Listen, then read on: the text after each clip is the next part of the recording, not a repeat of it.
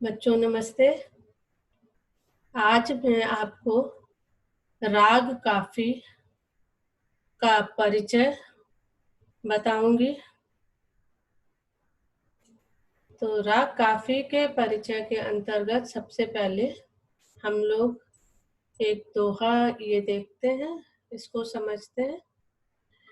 काफ़ी दोनों राग ठाट, गानी कोमल सब शुद्ध, पावादी संवादी षडज, सप्त स्वरों से युक्त।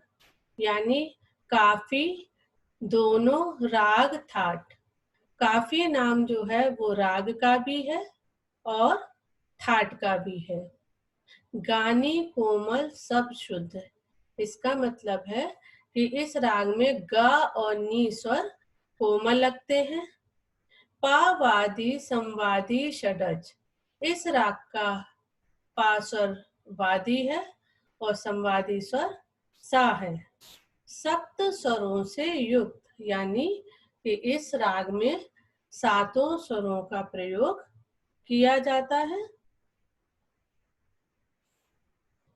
अब आपको शॉर्ट में ये देखिए, इसका परिचय दिख रहा है, जिसमें कि बताया गया है शॉर्ट में। काफी ठाट है, गानी कोमल है, सारे स्वर लग रहे हैं, सातों स्वर, इसलिए जाति संपूर्ण है। तो वर्जित कोई भी नहीं है, वर्ज यानी वर्जित स्वर कोई भी नहीं है। वादी पा संवादी सा। इस राग को गाने का समय रात का दूसरा प्रहर है। इस के मुख्य स्वर है सा रे गा और पा। बच्चों, इस राग की रचना काफी ठाट से मानी गई है।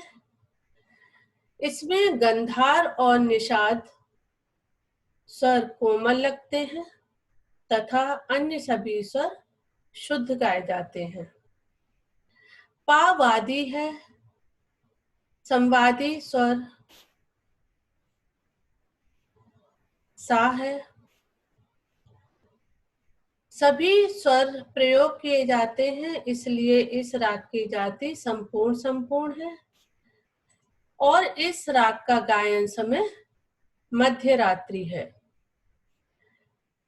बच्चों, इस राग की जो मुख्य विशेषताएं हैं वो इस प्रकार से हैं कि यह राग बिलावल तथा कल्याण रागों के समान यह भी अपने ठाट का आश्रय राग है। यानी कि जो इसके ठाट का नाम है वही राग का नाम है, इसलिए यह आश्रय राग है। राग की सुंदरता बढ़ाने के लिए कभी कभी आरोह में शुद्ध ग और नी प्रयोग करते हैं। यह गंभीर प्रकृति का राग नहीं है, अतः इसमें छोटा ख्याल और ठुमरी गाई जाती है। अधिकांश जो ठुमरियां होती हैं उनमें ब्रज की होली का वर्णन मिलता है, अतः ऐसी ठुमरियों को होली के आसपास या फागुन के महीने में हर समय इस राग को गा सकते हैं। इसमें रे पा तथा पा और गा की संगति बार बार दिखाई देती है या बार बार गाई जाती है। इस राग के न्यास के स्वर सा, रे और पा है।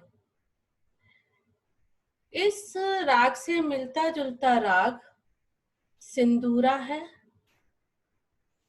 बच्चों, इसके बाद अब मैं आपको इस राग का आरोह अवरोह पकड़ बताती हूँ।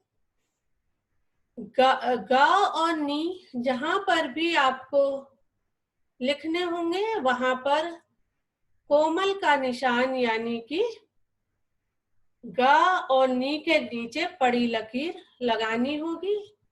ये जो आपको लिखा हुआ दिख रहा है इसके आरोह में गा स्वर के नीचे पड़ी लकीर नहीं है, इसमें आप लोग पड़ी लकीर लगा लीजिए। जो छपा हुआ है उसमें लिखा नहीं है। पकड़ में भी गा के नीचे, दोनों गा के नीचे पड़ी लकीर लगाएंगे। अवरोह में गा और नी दोनों के नीचे पड़ी लकीर लगी हुई है, इसी के तरीके से आप लोग लगाएंगे। आरोह के स्वर है सारे गामा पाधा नी सा, अवरोह है सानी धापा मागरे सा, पकड़ सासा रे रे गागा मामा पा। इसको गाना कैसे है ये मैं आपको बता दे रही हूँ, गा और नी कोमल के साथ।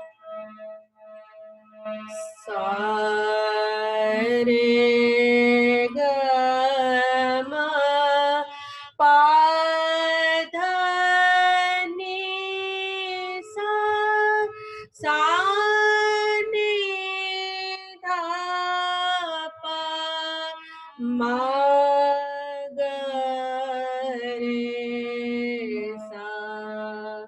सा रे रे ग ग म पा।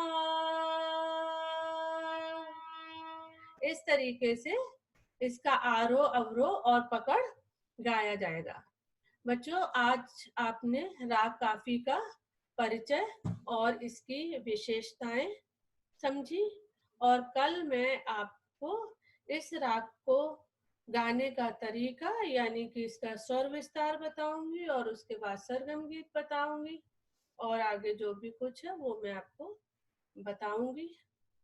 तो आप लोगों को ये कॉपी पर परिचय लिखना है, और जहां पर भी ग और नी लिखा जाएगा उसके नीचे आपको एक छोटी सी पड़ी लकीर अवश्य लगानी है, क्योंकि इसमें ग और नी स्वर कोमल गाए जाएंगे। इस बात का आप लोग विशेष ध्यान रखना। नमस्कार।